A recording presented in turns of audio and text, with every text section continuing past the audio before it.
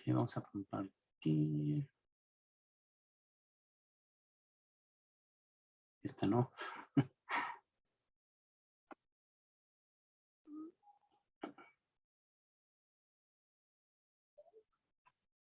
Esta no es.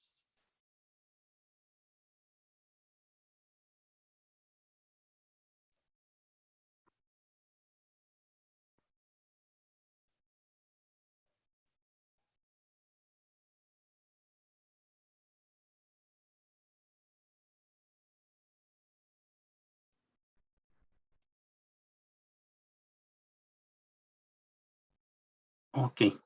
¿Qué más han pensado de su investigación? Creo que el día de mañana me envíen así más o menos como qué idea es lo que ya han desarrollado sobre su trabajo para el final. Otra opción es que ustedes presenten un material didáctico. Entonces, bueno, no necesariamente tiene que ser una investigación, también puede ser un material didáctico. Bueno, ok, vamos a hablar un poquito de reacciones de óxido-reducción. Pues digamos que las reacciones de óxido-reducción son el dolor de cabeza de muchos estudiantes, ¿no? Sobre todo los que no estamos en química. Siempre nos cuesta un poquito más de trabajo tratar de entender este tipo de temas porque pues no es nuestro, digamos, nuestro campo de estudio, ¿sí? Siempre cuando oímos hablar de reacciones de óxido-reducción, lo que está implicado son, pues, lo que se llaman electrones, ¿no? Son electrones lo que está implicado. Permítanme un momento.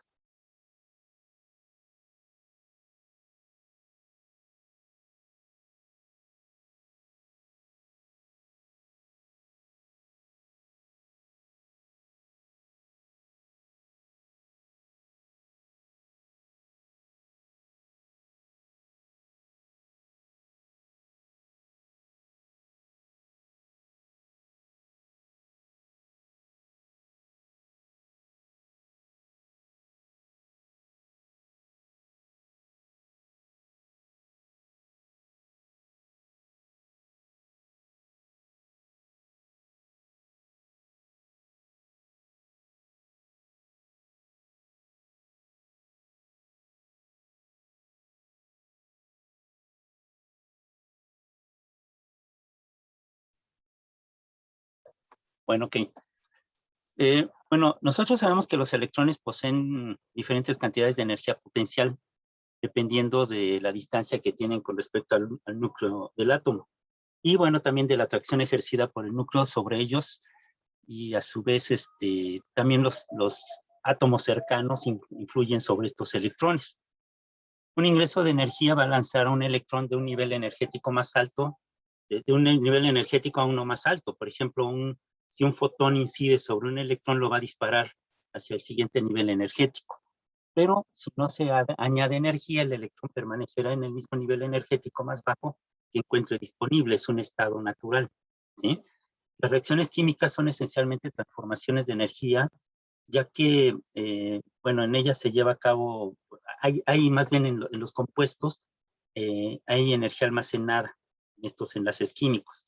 Y esta energía se transfiere a otros enlaces químicos que recientemente se hayan formado. En estas transferencias, bueno, los electrones se van a desplazar de un nivel de energía a otro, ¿sí? En muchas reacciones, los electrones pasan de un átomo o molécula a otro. Estas reacciones, que son de gran importancia en los sistemas vivos, se conocen como de oxidorreducción o reacciones redox, ¿sí? Cuando se pierde un electrón, se denomina oxidación. Y el átomo o molécula que pierde el electrón se dice que se ha oxidado, ¿sí? Por ejemplo, NADH, cuando está como NAD, está oxidado. La razón de esta pérdida de electrones se conoce como oxidación, ¿sí? Debido a que principalmente quien interviene, la molécula o el átomo, perdón, que interviene, es el oxígeno. El oxígeno atrae muy fuertemente a los electrones y es el que por lo general actúa como un aceptor de electrones, el oxígeno. La reducción es, por el contrario, la ganancia de un electrón. La oxidación y la reducción siempre ocurren simultáneamente, uno gana, otro pierde, porque el electrón que pierde el átomo oxidado es aceptado por el átomo que se reduce en el proceso. Y bueno, en las reacciones de óxido-reducción se produce un movimiento de electrones de un átomo a otro. Un átomo o molécula que pierde electrones se oxida y el que gana electrones se reduce. Entonces, el que pierde electrones se oxida, el que gana electrones se reduce. Aquí lo que están ustedes viendo es la oxidación del sodio.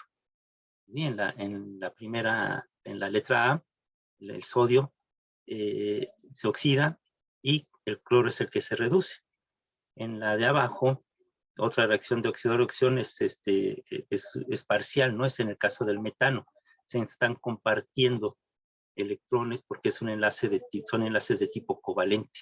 Entonces, bueno, ahí hay un compartimiento, se están compartiendo electrones y es una oxidación reducción del tipo parcial. No está totalmente cediéndose los electrones, se están compartiendo. ¿Sí? En algunas reacciones de oxido-reducción, como la oxidación del sodio, ¿sí? Ya la que estamos viendo allá arriba en la letra A, se transfiere únicamente un electrón de un átomo a otro. Estas simples reacciones son típicas de los elementos o de las moléculas inorgánicas, las sales por lo general. En otras reacciones de oxidación-reducción, como la oxidación parcial del metano, los electrones y los protones van juntos, se comparten. En estas reacciones muy comunes entre las moléculas orgánicas, la oxidación es la pérdida de átomos de hidrógeno y la reducción de una ganancia, es la ganancia de átomos de hidrógeno. Por ejemplo, lo que les comentaba, el NADH, ¿sí? Está reducido, ¿sí? Y entonces gana protones, ¿sí? Entonces hay ganancia y pérdida tanto de electrones como de protones. Cuando un átomo de oxígeno gana 2 átomos de hidrógeno, como se muestra en esta figura, evidentemente el producto es una molécula de agua, ¿sí? En los sistemas vivos, las reacciones que capturan energía, lo vamos a ver más adelante ya cuando estemos en fotosíntesis, y en las reacciones que liberan energía, como son, por ejemplo, la glucólisis o el fenómeno de respiración, son reacciones de óxido-reducción.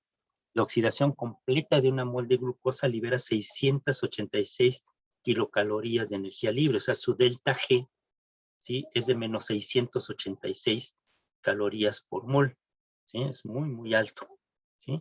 Esta energía libre en los enlaces químicos de glucosa debido a se debe a eso que la glucosa tiene una gran importancia en los sistemas biológicos, ¿sí? La reacción de glucólisis es una reacción muy, muy antigua, es de las primeras reacciones que seguramente ocurrieron en el metabolismo, y bueno, es muy importante. Si esta energía fuera liberada de una sola vez, la mayor parte se disiparía como forma de calor, porque no habría, digamos, un sistema que la aprovechara. Entonces, por eso esto va siendo gradual. Esto no solamente no sería útil para la célula, sino que, bueno, la alta temperatura resultante sería mortal, ¿sí? Sin embargo, la vida ha evolucionado adquiriendo mecanismos que regulan la marcha de estas reacciones químicas y una multitud de otros, de modo tal que la energía se almacena en enlaces químicos particulares en los que puede ser liberada en pequeñas cantidades esta energía cuando sea necesaria, ¿sí? Cuando lo necesite. Estos mecanismos, con la aparición de nuevos tipos de moléculas, permiten un aprovechamiento eficaz de la energía, sin alterar el delicado equilibrio que caracteriza a los sistemas biológicos, ¿sí? Y estos implican generalmente secuencias de reacciones que conocemos como rutas metabólicas, algunas de las cuales son reacciones de óxido-reducción, como sucede en la cadena respiratoria, por ejemplo. Aunque cada reacción en la secuencia representa solamente un pequeño cambio en la energía libre, el cambio global de energía libre para la secuencia puede ser considerable, como este caso de la glucosa. Se van liberando poco a poco esta energía, ¿sí? No se libera de golpe, sino que se va liberando de manera gradual, y esto es muy importante para el mantenimiento, pues, de la vida, ¿sí? Vamos a empezar a hablar de lo que es el metabolismo. el metabolismo, ya sabemos que, bueno, en cualquier sistema vivo, el intercambio de energía, estos intercambios de energía ocurren a través de miles de reacciones químicas diferentes. Muchas de estas se producen simultáneamente. Y es muy importante esto porque tiene una secuencia, ¿sí?, en la cual el producto de una reacción es el sustrato para las siguientes reacciones, ¿sí? La suma de todas estas reacciones se conoce como metabolismo, que viene del griego metabole, que significa cambio, ¿sí? Si nos limitáramos solamente a enumerar la lista de las reacciones químicas individuales, sería difícil en verdad entender el flujo de energía a través de una célula. Yo por eso digo, no tiene tanto caso aprenderse paso a paso ciclo de Krebs o glucólisis, sin más bien entender el proceso, cuál es la pérdida, la ganancia, la transferencia, más que aprenderse de memoria las moléculas. Yo pienso que lo más importante es el proceso que eso implica, ¿sí? Afortunadamente hay algunos principios que nos guían por este laberinto, laberinto llamado metabolismo celular. Primero, virtualmente todas las reacciones químicas que tienen lugar en una célula involucran enzimas. Esto es muy importante, ¿sí? Las enzimas juegan un papel primordial muy importante en todo el metabolismo, ¿sí? Las grandes moléculas de proteínas que desempeñan papeles muy específicos son estas enzimas que tienen una estructura muy compleja, un sitio activo muy pequeño, pero que cumple unas funciones muy importantes. Y bueno, la estabilidad de estas proteínas va a ser muy importante, porque si no fuera posible lograr esta estabilidad o una producción de una cierta enzima, pues esto va a llevar a una deficiencia severa en una célula, incluso la muerte, ¿sí? Vamos a ver, les decía, una película donde una sola enzima hace que, bueno, estos niños que padecen cierto tipo de enfermedades, pues en edades muy tempranas mueren, ¿no? Algunos incluso pues ni siquiera llegan a desarrollarse plenamente y en las primeras semanas de vida pues mueren, ¿sí? Hay otros que sí lo logran durante años, hasta más o menos los 20, 22 años, como el caso de la piruvatocinasa, ¿sí?, que es una enfermedad también de grupos muy característicos, ¿no? Por ejemplo, entre los judíos, entre gitanos o entre japoneses, que son muy endogámicos, estas enfermedades aparecen. Y entonces, bueno, estas se pueden detectar desde el nacimiento con la prueba de tamiz, pero en muchos países esta prueba no se lleva a cabo. Por ejemplo, en Nueva York, el tamiz involucra alrededor de una treintena de enfermedades que se detectan. Aquí en México, por norma, solamente fenilcetonuria, y en algunos casos, en algunos hospitales, puedes hacer el tamiz para 10 o 12 enfermedades, pero muchas veces incluso esto se toma la muestra aquí del bebé, se manda a Estados Unidos y regresa en 2 días. ¿Sí? Entonces es un tiempo adecuado para poder tomar alguna acción inmediata en caso de que apareciera una enfermedad de tipo hereditario. En segundo lugar, los bioquímicos son capaces de agrupar estas reacciones en una serie ordenada de pasos que llamamos comúnmente vías o rutas metabólicas. Una vía puede tener una docena o más de reacciones o pasos secuenciales, como lo vamos a ver, por ejemplo, en la glucólisis, en la beta-oxidación y en la oxidación, en la transaminación, ciclo de Krebs, ciclo de la urea, ¿no? En todos estos procesos. Ciclo de Calvin en la fotosíntesis, por ejemplo. Cada vía sirve a una función en la vida global de la célula o del organismo. Más aún, ciertas vías tienen muchos pasos en común. Por ejemplo, las que están vinculadas con la síntesis de los aminoácidos o de las distintas bases nitrogenadas en los ácidos nucleicos. Y bueno, algunas vías, cuando son de tipo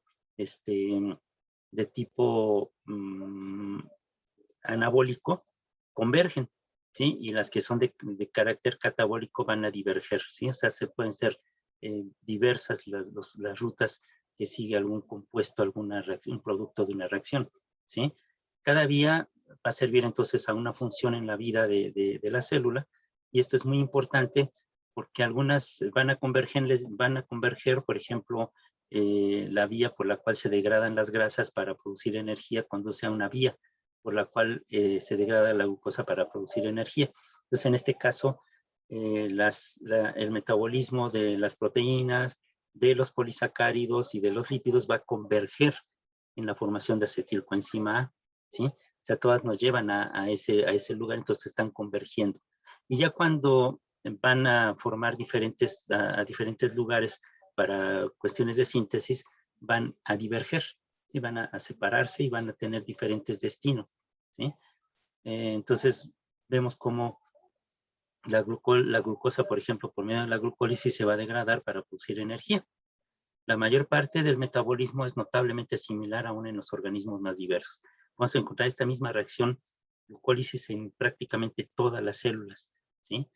Las diferencias en muchas de las vías metabólicas de los seres humanos, por ejemplo, de un árbol, una secuoya, o un hongo, o las medusas, o una ballena, ¿sí? Son prácticamente las mismas, ¿sí? Algunas vías, por ejemplo, la glucólisis y la respiración, están en casi todos los seres vivos, ¿sí? Las bacterias, como no tienen organelos, bueno, la realizan en su propia membrana celular, ¿sí? En cambio, la respiración, estos fenómenos se llevan a cabo en la célula eucariota, en las mitocondrias, muchas de ellas. El total de las reacciones químicas involucradas en la síntesis se llama anabolismo. Las células están constantemente involucradas en la ruptura de moléculas de mayor tamaño y estas actividades se conocen colectivamente como catabolismo, ¿sí? El catabolismo cumple con dos propósitos principales. Uno, liberar energía que va a ser utilizada en el anabolismo y otros trabajos que realiza la célula. Y dos, va a suministrar la materia prima que será usada en los procesos anabólicos. La presencia de las enzimas es fundamental, ¿sí? Para que las reacciones químicas puedan ocurrir dentro de una célula viva. Las enzimas pueden estar ya sintetizadas y ser utilizadas de inmediato, o puede ser que se dispare una señal para que se sintetice una enzima determinada. Entonces, esto quiere decir que puede ser que se forme en el momento que se requiera, para que no esté todo el tiempo funcionando, o que se active mediante algún mecanismo. Si ya está formada, se activa. Tenemos un pool de aminoácidos, pero también tenemos un pool de materiales, de minerales, por ejemplo, que van a ser muy importantes para el funcionamiento de algunas enzimas. Entonces, bueno, este reservorio, este pool, va a ser muy importante para poder llevar a cabo las reacciones en el momento mismo en el que sea requerido. Por su parte, bueno, con respecto a las enzimas, para reaccionar las moléculas, estas deben de poseer suficiente energía, ¿sí? Se llama energía de activación a la energía que es necesaria para que se lleve a cabo una reacción bioquímica.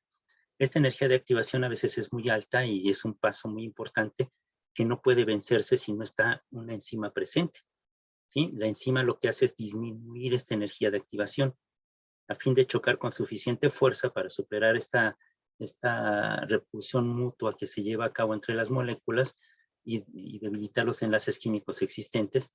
Esta es la energía de activación, ¿sí? La enzima lo que hace es bajar esta energía requerida, esta energía de activación.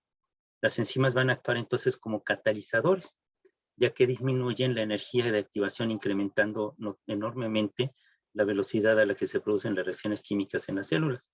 Una reacción que se puede llevar a cabo en minutos o en horas, en presencia de las enzimas se lleva a cabo cientos o miles de veces por segundo. Una reacción no catalizada requiere más energía de activación que una reacción que sí es catalizada, como es una reacción enzimática.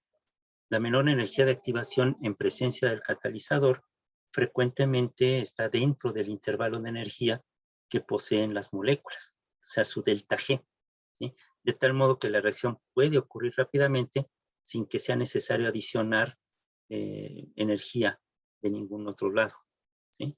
Las enzimas son, pues, moléculas por lo general muy grandes, ¿sí? Proteínas de tipo globular, cuyo modo de plegamiento asegura que grupos particulares de aminoácidos formen lo que se conoce como un sitio activo. Cuando las enzimas pierden su estructura tridimensional característica, se dice que están desnaturalizadas. Por ejemplo, una proteína que se calienta, se desnaturaliza y puede después renaturalizarse. Pero en presencia de calor, por ejemplo, muchas veces ya no es posible regresar al estado inicial. Por eso las enzimas tienen una característica temperatura a la cual se pueden desempeñar. Si esa temperatura es muy elevada, por ejemplo, el caso de una fiebre, pues estas reacciones no se van a llevar a cabo, se van a bloquear y por eso muchas veces este estado de tener elevada la temperatura, pues puede llevar incluso a un colapso del organismo y a la muerte. Las moléculas reactivas, conocidas como sustrato, se ajustan con precisión al sitio activo. Y aunque la conformación de una enzima puede cambiar de manera temporal, en el curso de una reacción no se altera permanentemente. O sea, se modifica, se adecua para que el sustrato se incorpore y después vuelve a su estado natural, ¿sí? Entonces, se modifica y regresa a su estado natural todo el tiempo, ¿sí? Entonces, bueno, la velocidad de las reacciones enzimáticas también se ve influida por la temperatura, pero también por el pH, ¿sí? Que afectan la atracción entre los aminoácidos de una molécula proteica y también entre el sitio activo y el sustrato. Muchas enzimas requieren de cofactores que pueden ser de tipo inorgánico, como el caso de los iones simples, como el magnesio, el calcio, el zinc, ¿sí? O como moléculas orgánicas, estos cofactores, pero son moléculas orgánicas que les llamamos coenzimas, que por lo general son las vitaminas del grupo B. ¿Sí? Las vitaminas del grupo B funcionan, muchas de ellas como coenzimas, ¿sí? Muchas coenzimas como el NAD funcionan como transportadoras de electrones y diferentes coenzimas mantienen los electrones en niveles energéticos ligeramente distintos. Y bueno, muchas vitaminas, les comentaba, las vitaminas del grupo B forman parte de estas coenzimas, ¿sí? Son cofactores orgánicos, entonces se les llama coenzimas. A los cofactores inorgánicos simplemente se les llama cofactores, ¿sí? En la interacción entre la enzima y el sustrato, el sitio activo, que es la parte donde se va a acoplar el sustrato para llevar a cabo la reacción en presencia de la enzima, se ajusta este sitio, a veces de manera inducida, se le llama induced fit, ¿sí? Solamente se modifica en presencia del sustrato, o puede ser que alguna otra molécula esté modificando la estructura de la célula para que encaje el sustrato, y en ausencia del cofactor, pues el sustrato está presente, pero no se lleva a cabo la reacción. El ajuste es tan exacto que una molécula compuesta, por ejemplo, de 2 subunidades de glucosa, no se vería afectada por la acción de esta enzima, ¿sí? Una forma precisa de control enzimático es la llamada interacción alostérica. La interacción alostérica ocurre cuando una molécula distinta del sustrato se combina con una enzima en un sitio diferente del sitio activo. Hagan de cuenta como si le picara, ¿no?, en un lado a la enzima, y esta se va a modificar su sitio activo para poder acoplar el sustrato, ¿sí? Al hacer esto altera la conformación del sitio activo, tornándolo funcional, y cuando se separa este cofactor, ¿sí? La enzima ya no funciona.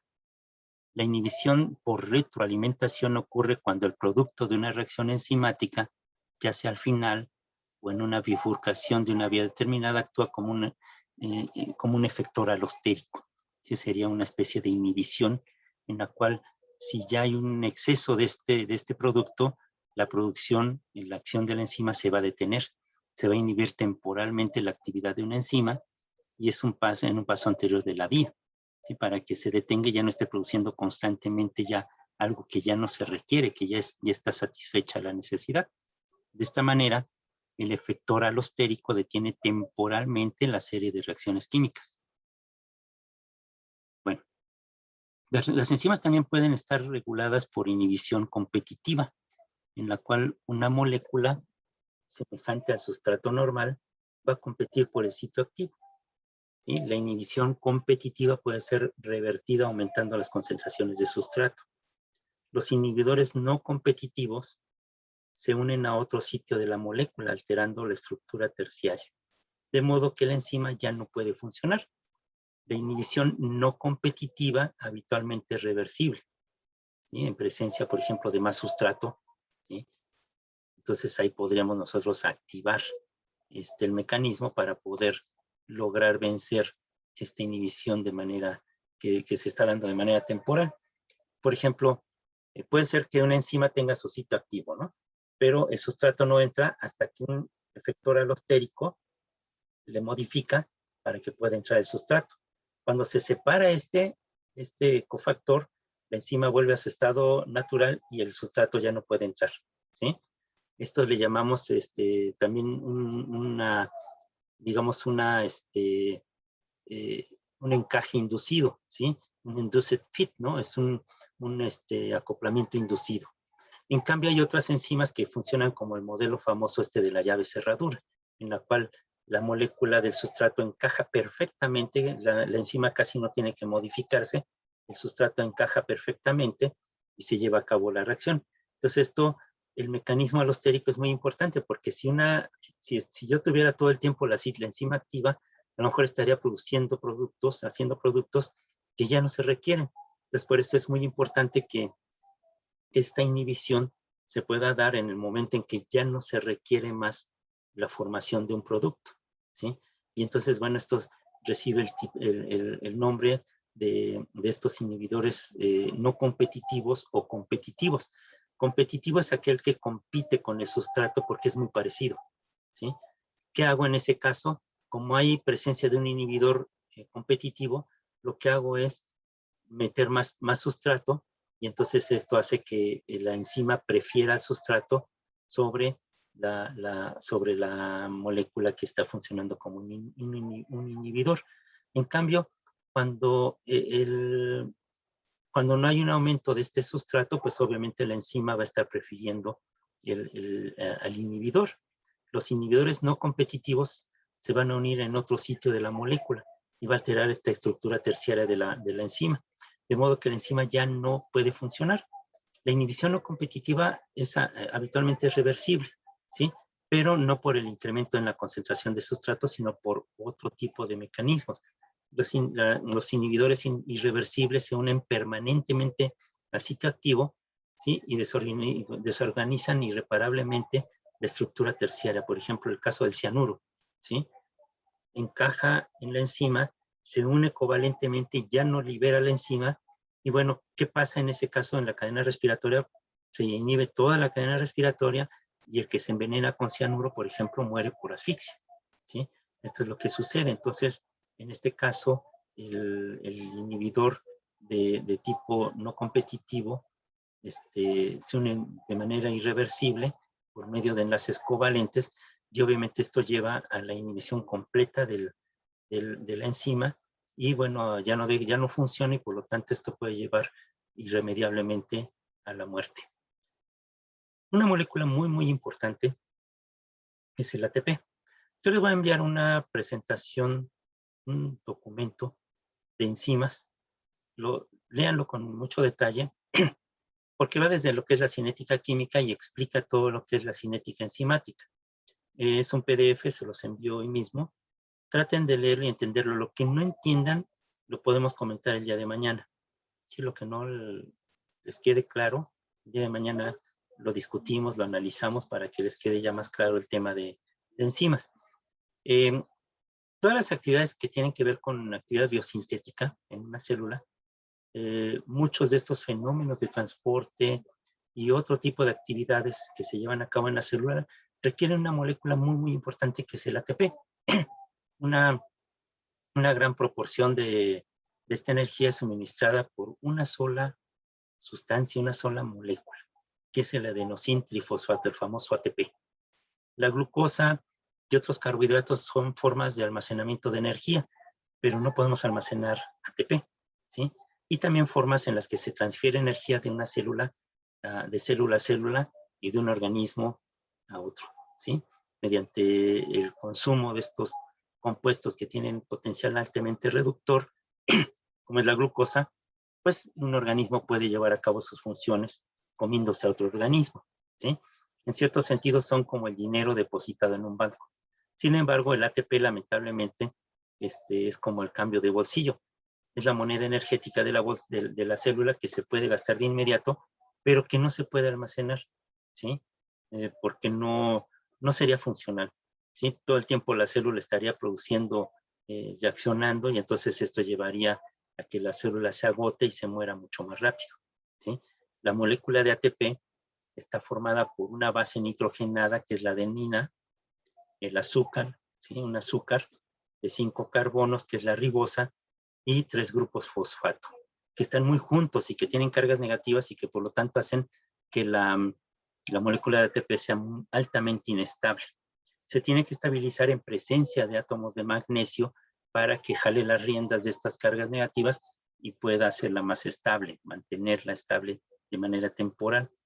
Los tres grupos fosfato están unidos por dos enlaces covalentes que se rompen con facilidad, produciendo cada uno aproximadamente 7 kilocalorías de energía por mol, ¿sí? Por eso el delta G del ATP en laboratorio, condiciones estándar, es de menos 7.3 kilocalorías mol, ¿sí?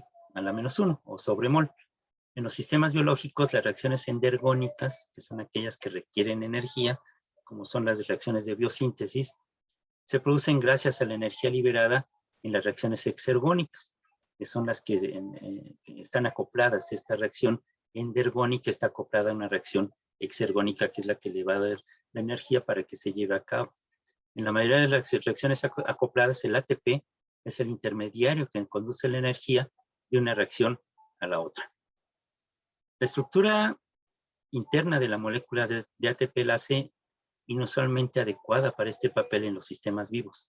Es altamente reactiva, muy inestable, y entonces hace que la energía que contiene a cualquier provocación la libere, ¿sí?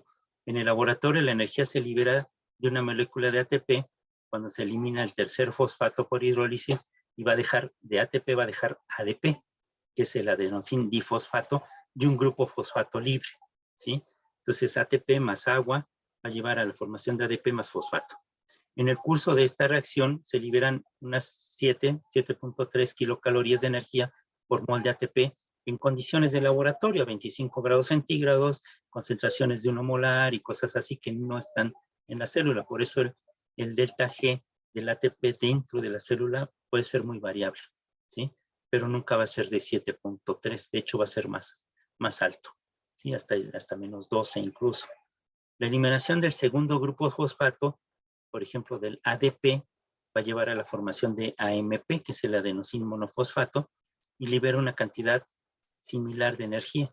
En los dos pasos se liberan aproximadamente 7.3 kilocalorías por cada mol. Los enlaces covalentes que unen a estos dos fosfatos al resto de la molécula se simbolizan con el signo griego, que es el tilde, ¿sí?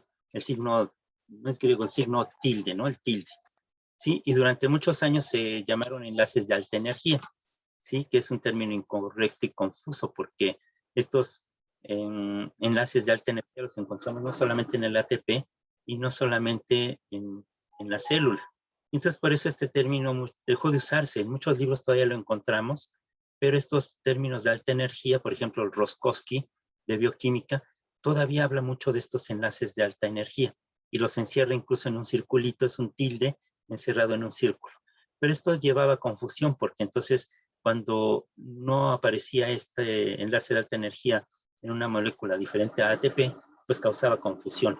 Estos enlaces no son fuertes, ¿sí? Como los enlaces covalentes entre el carbono y el hidrógeno. Estos enlaces, por ejemplo, carbono-hidrógeno, tienen una energía potencial de 98.8 kilocalorías, comparada con el 7.3, pero es muy difícil romper este enlace carbono-hidrógeno. El ATP es muy fácil de romper el enlace y esto propicia que esta energía contenida en esta molécula sea muy fácilmente liberable y sea utilizada de inmediato. Los enlaces que se rompen fácilmente y liberan energía, como el caso del ATP, liberan una cantidad de energía que es aproximadamente de 7.3 kilocalorías mol en condiciones de laboratorio, y es la adecuada para impulsar muchas de las reacciones endergónicas. De hecho, la glucólisis para iniciarse requiere más o menos de 4 kilocalorías mol. Quiere decir que con el ATP es suficiente para echar a andar la fotosíntesis, la glucólisis, perdón, ¿sí? Y entonces, bueno, para llevar a cabo estas reacciones endergónicas y exergónicas, siempre está presente el ATP. Además, la energía liberada no surge totalmente del movimiento de electrones, del enlace, hacia unos niveles energéticos, digamos, más bajos. Es también el resultado de un reordenamiento de los electrones en otros orbitales de las moléculas del ADP y del ATP, ¿sí? Cada uno de los grupos fosfato llevan cargas negativas y por eso tienden a repelerse, ¿sí? Entonces tienen que estabilizarse en presencia de de moléculas metálicas de tipo magnesio o manganeso. Cuando se elimina un grupo fosfato, sufre un cambio en la configuración electrónica, lo cual da como resultado una estructura con menos energía. Ya sería en caso del AMP, por ejemplo. ¿Sí? Ya el AMP no puede liberar más energía, pero se regenera y se vuelve a formar ADP o ATP. De hecho, en un solo paso se pasa de AMP a ATP en un solo paso mediante ciertos tipos de reacciones catalizadas dentro de la célula. Entonces se puede regenerar este ATP, pero no se puede almacenar. ¿Sí? Bueno, el día de mañana vamos a ver ya lo que tiene que ver con el siguiente caso, que es la correlación clínica del pH. ¿Sí? Ya vimos algo esto cuando vimos grupos tampón, los grupos el amortiguamiento del pH. ¿Sí? Vamos a ver el tampón bicarbonato, el fosfato, qué función tienen. Y vamos a ver un caso de una señora que se automedica y entonces sufre una situación metabólica muy peculiar, una insuficiencia respiratoria severa, y bueno, que por una cuestión muy común entre nosotros, que es el automedicarse, pues corre peligro de muerte. Entonces vamos a analizar este caso en estos días para que trabajemos con este tema de la correlación clínica del pH. Entonces el día de mañana vamos a tener otro caso y vamos a ver todo lo que es la correlación clínica del pH, lo vamos a ver de manera muy extensa, porque tanto para los que van a tratar con humanos, como para los que van a tratar con animales, ¿sí? O incluso para la cuestión también de ver el pH, por ejemplo, de los suelos, el pH de las plantas, ¿no? Que están llevando a cabo la fotosíntesis. Vamos a ver también el tema de fotosíntesis, ¿sí? Entonces son dos trabajos que vamos a realizar esta semana. Les recuerdo que tienen que hacer la evaluación docente. El docente, ya les mandé el enlace el día de ayer, algunos ya lo empezaron a hacer, la hacen y capturan la pantalla de que ya lo hicieron, ¿sí? Para que me la manden y yo le pueda reportar a la coordinación cuántos de ustedes realizaron bueno, ella lo sabe de por sí, nos dice cuando está muy bajo el número el miércoles, jueves de esta semana, nos dice, oye, de 3 estudiantes de tu grupo nada más han realizado la encuesta, ¿no?